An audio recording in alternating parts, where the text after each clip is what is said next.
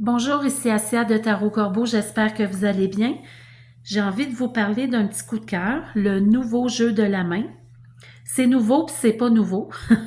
Il y a eu plusieurs éditions différentes de ce jeu-là. Ça a été créé par Adèle Moreau. Adèle Moreau, ça fait longtemps, là, c'était une élève de Mademoiselle Lenormand. Elle a vécu de 1816 à 1888 et elle était chiromancienne à la base. Donc, depuis ce temps-là, il y a beaucoup d'éditions. D'ailleurs, l'édition de 1800 quelque chose coûte 850 dollars. Alors, vous vous doutez bien que c'est pas celle-là que j'ai achetée. Mais je vais quand même, je vais vous mettre un lien intéressant parce que elle a écrit un livre, Adèle Moreau, qui s'appelle L'avenir dévoilé. Et c'est intéressant parce que sur ce lien-là, on peut accéder gratuitement aux livres scannés. Tu sais, c'est pas retapé en Word puis mis sous PDF, c'est vraiment là scanné tel quel le vieux document. Sur le site de gallicabnf.fr. Fait que je trouve ça le fun parce qu'on peut aller voir ses interprétations d'origine dans son livre, puisque c'est elle qui a fait ce jeu-là il y a très longtemps. Ce qui est intéressant, vous allez remarquer, là, il y a plusieurs couleurs sur ce jeu-là. OK? En fait, les cartes sont divisées en 7 couleurs qui correspondent aux 7 planètes, qui correspondent à un type de main qui elle-même correspond à un type de personnalité. Regardez. Donc, la planète associée, le type de main, dans ce cas-ci jupitérienne, le type de personnalité. Et on a la couleur. OK? Donc, c'est comme ça pour les 7 planètes astrologiques. Et là, en vous en parlant, je suis en train de réaliser que moi, j'ai l'habitude de classifier les mains en fonction des éléments associés, c'est-à-dire air, terre, feu, eau, alors qu'ici, c'est en fonction des planètes, donc je vais devoir m'y adapter.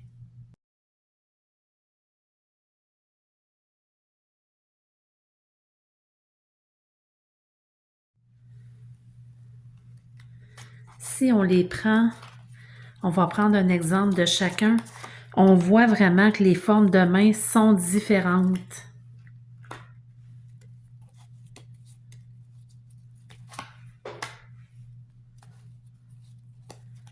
La main lunaire. Il manque quoi là? La main martienne. On la voit pas bien, hein? Et la main mercurienne. Donc, on les a toutes ici, là. Voyez les formes de main, celle-là est plus large. La saturnienne, hein, on dirait quasiment la main de gloire. Donc, on a la mercurienne, la lunaire, la jupitérienne, la vénusienne, la saturnienne, la main solaire et la main martienne. Voilà.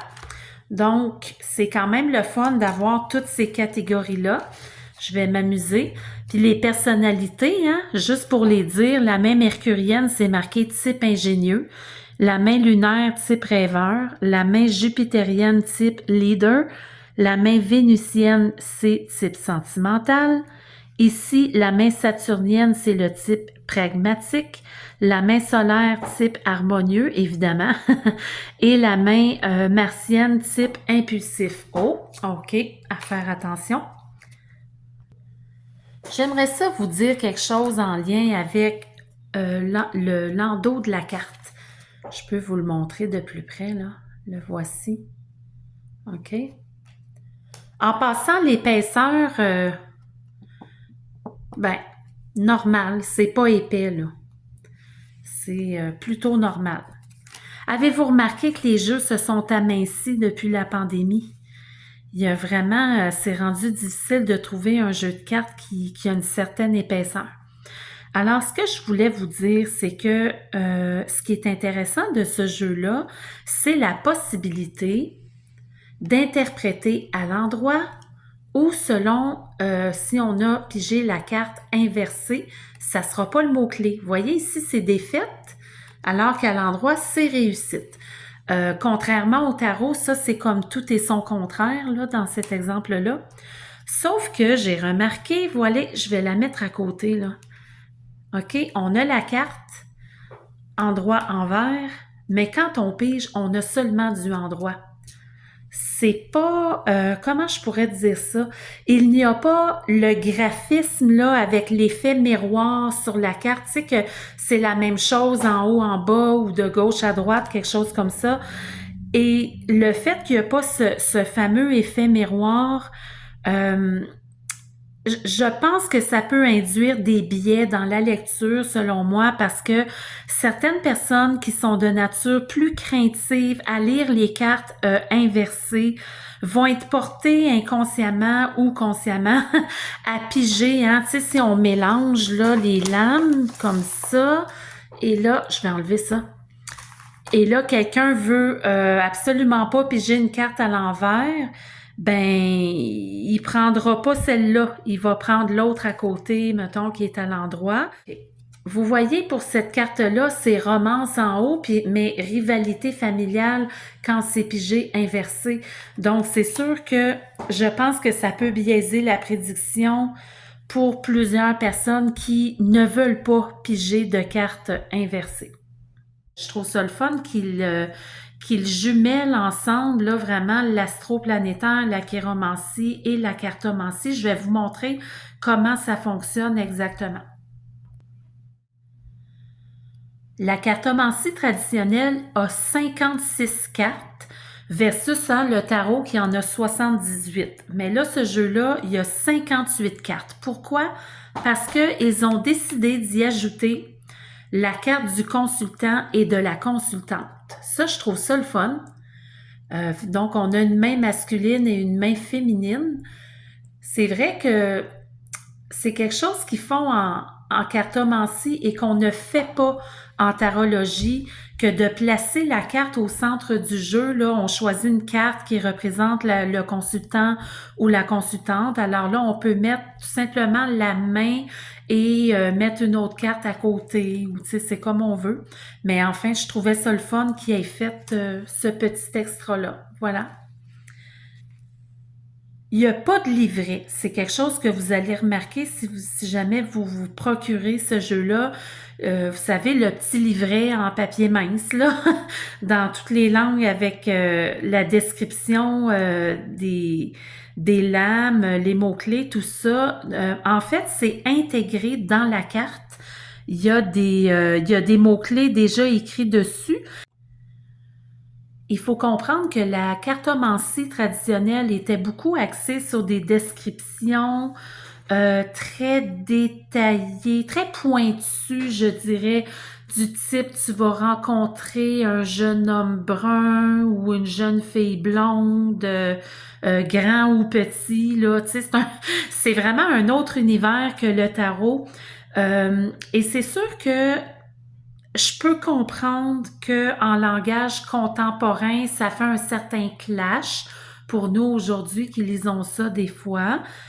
Toutefois, je suis un peu perplexe. Je comprends qu'ils ont voulu adapter des mots, les changer un peu, mais si on considère que c'est un jeu de 1800 quelque chose, il y a un égrégore qui forcément y est associé, qui s'est développé dans le temps, puisque c'est un vieux jeu que possiblement beaucoup de gens l'ont utilisé et tout ça. Et faire un changement dans son contenu de base, ben c'est ça, ça me rend un peu perplexe. Mais bon, en même temps, je comprends que c'est plus pratique de cette façon-là. Alors, qu'est-ce qu'il comprend ce jeu-là? Ben, une de ses grandes forces, c'est qu'il y a des aspects pédagogiques à l'intérieur. Donc, au lieu, comme je vous disais, que ce soit accompagné d'un livre, tout est dans les cartes. Donc, si on regarde un peu, dans un premier temps, il y a un lexique de c'est quoi la chiromancie, tu sais, un certain vocabulaire, là, les lignes, les monts, les phalanges et tout ça.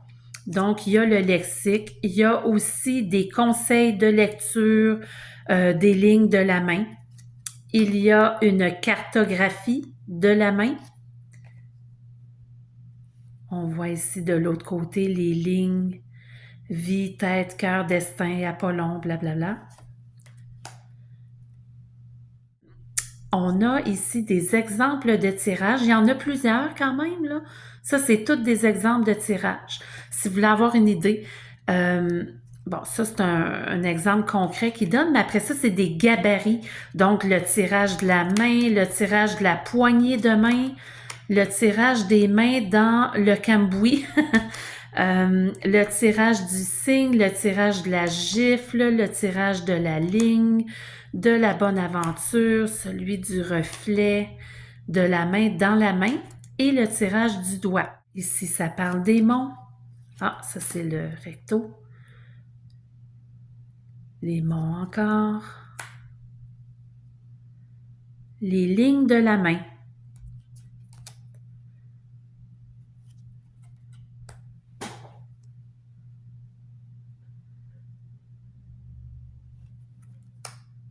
Les types de mains. Alors ça, c'est intéressant. Les types de mains, c'est important. Les doigts, de l'information là-dessus, et de l'information sur les signes.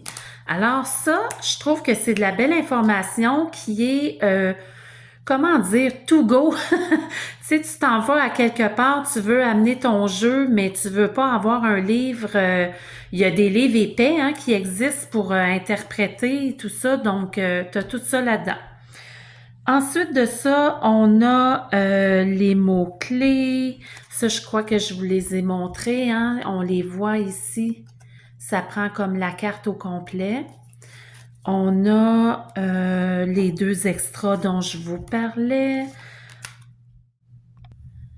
Il y a aussi une petite carte qui vient décrypter la carte, là, un modèle type. Je trouve ça le fun.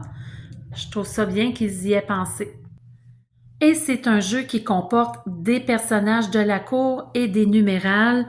On le voit là dans un peu partout, personnages de la cour, ici des numérales. Donc voilà. Je ne sais pas quelle va être ma connexion avec ce jeu-là. Est-ce qu'il est potent? Est-ce qu'il y a un bon feeling quand on l'utilise? Est-ce qu'on sent que c'est comme sur la coche, là? Évidemment, ça dépend pas juste du jeu, mais de notre habilité à nous aussi. Mais quand même, il y a des jeux où la connexion est forte, d'autres non. Je verrai dans le temps. Enfin, je trouve qu'il y a quand même plusieurs aspects positifs, dont son aspect pédagogique que je trouve intéressant. Ça réunit, comme je disais, l'Akiro, l'astroplanétaire et la cartomancie traditionnelle. Le fait qu'il y a comme une correspondance avec entre la couleur et la planète. Je suis allée vérifier, hein, puis elle met les correspondances dans son livre qui s'appelle L'avenir dévoilé. La personne qui a fait le jeu à la base, là. Donc, c'est ça. Le fait qu'il y a du endroit en vert pour l'interpréter un peu plus comme un oracle, si on veut.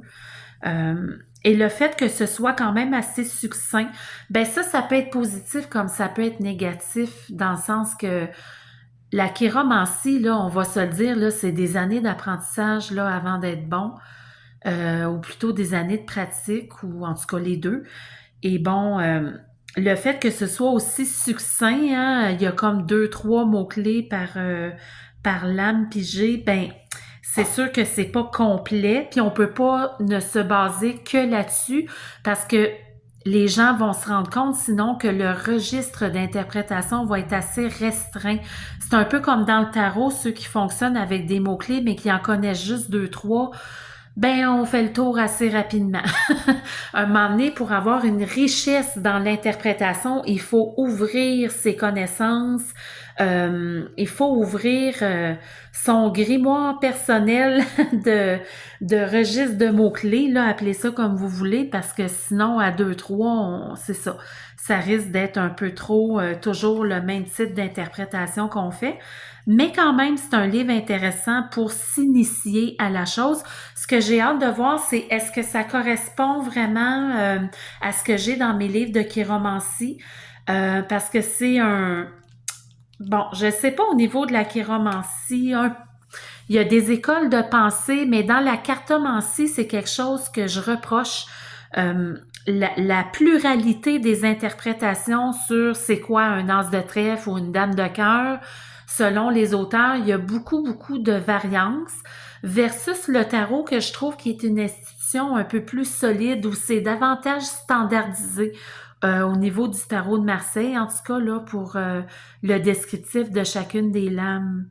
Donc, j'ai hâte de voir dans ce jeu-ci, est-ce que ça correspond à ce que je possède dans le reste de ma bibliothèque.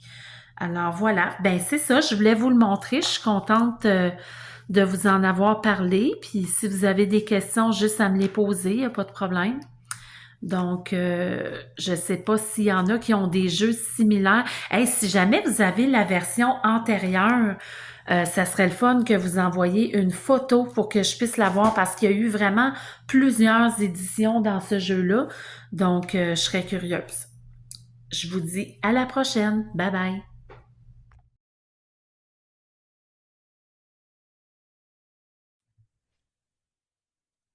Voici maintenant les mots-clés endroit et envers pour chacune des séries. Intrigue, déplacement, contrariété, grand voyage, insouciance, cancan, arrivée et bonne nouvelle. Pour les lames inversées, nous avons projet, visite, retard, changement important, traîtrise, calomnie, départ, ainsi que message important. Voilà.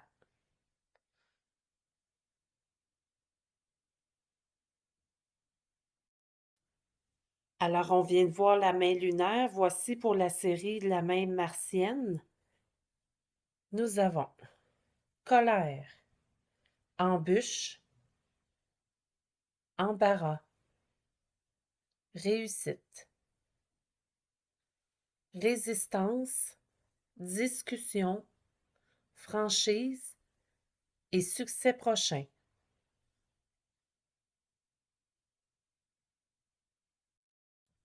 On poursuit avec les mots-clés inversés. On voit bien que c'est du pic, hein, quand on voit les mots-clés, là. Confusion, hostilité, espoir, défaite, dispute, deuil, danger et menace.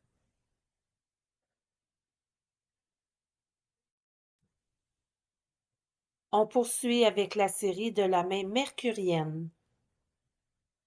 Gain, démarche, appui, succès au jeu, bon conseil, commerce, ingéniosité et triomphe. Pour les mots-clés inversés, nous avons tromperie, insuccès, difficulté, perte d'argent, fraude, contrariété, transaction et ruine.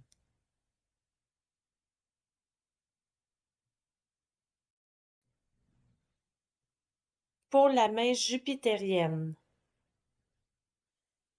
nous avons stabilité, démarche utile, procédure, expectative, riche mariage, promotion et sympathie.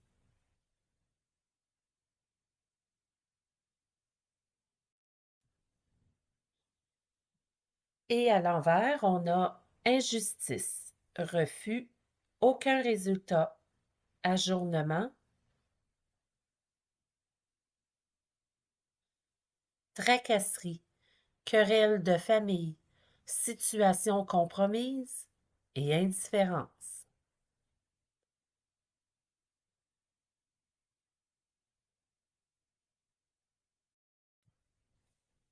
Pour la main vénusienne, nous avons avenir assuré, fiançailles, affection, romance, avertissement,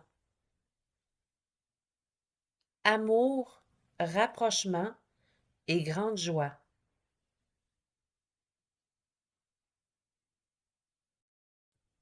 Et 6 pigés inversés, on a illusion, projet sentimental, jalousie, rivalité familiale, infidélité, perversion, duperie et irritation.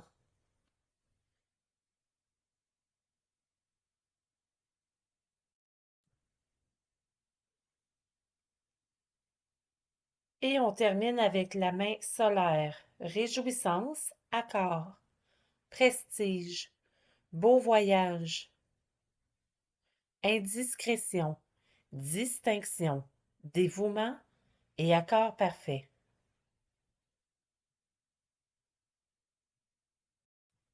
Et pour les mots-clés inversés, nous avons changement, obstacle, solitude, maladresse, imprudence, amitié, hostilité et infortune.